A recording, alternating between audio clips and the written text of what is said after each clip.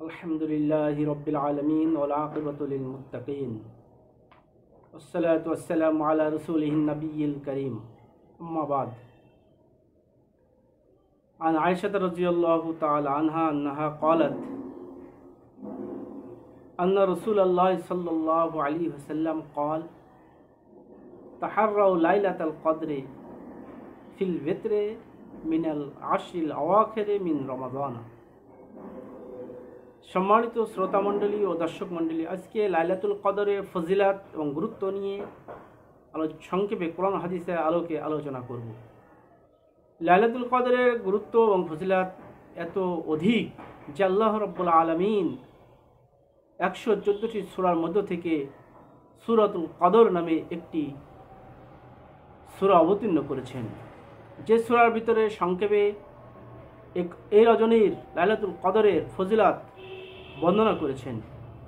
আল্লাহ রাব্বুল আলামিন সূরা কদরের মধ্যে বলছেন, আমি এই কোরআনে কারীমকে লাইলাতুল কদরে অবতীর্ণ করেছি।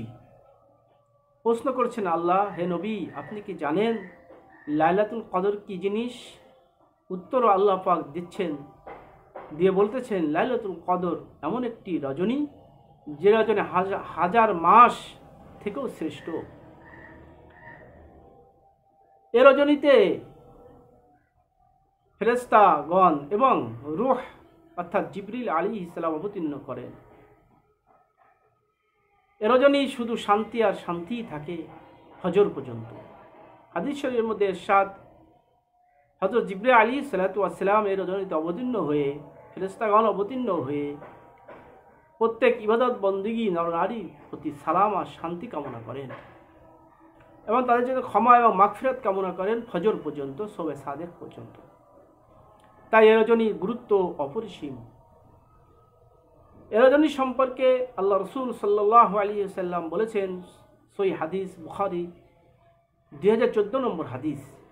হাদিসে এসেছে, মান কামা লাইলাতুল কদরে ঈমানাও ওয়া ইহতিসাবা, যে ব্যক্তি লাইলাতুল কদরে ইবাদত বন্দি করবে, সালাত আদায় করবে, গফিরা লাহু মা তাকাদ্দামা মিন যামবি, তার পূর্বের সমস্ত গুনাহ মাফ করে দেওয়া হবে।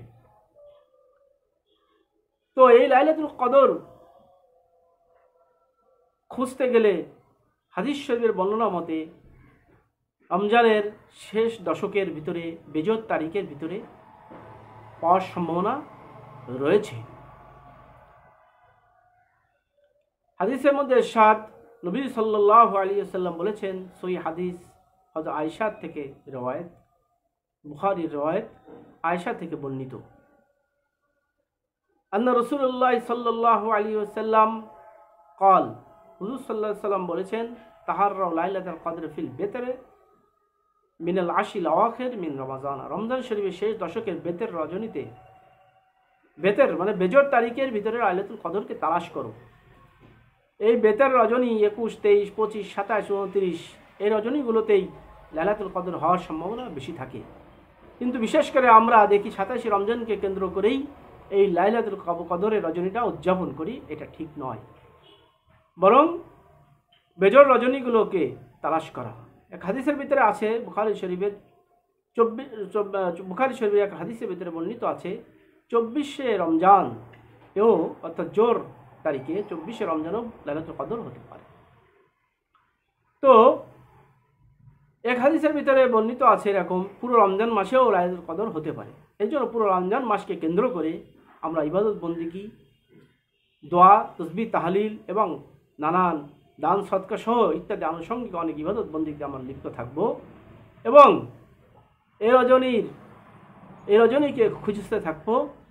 তাহলে আল্লাহ পাক অবশ্যই হয়তোবা আমাদেরকে এই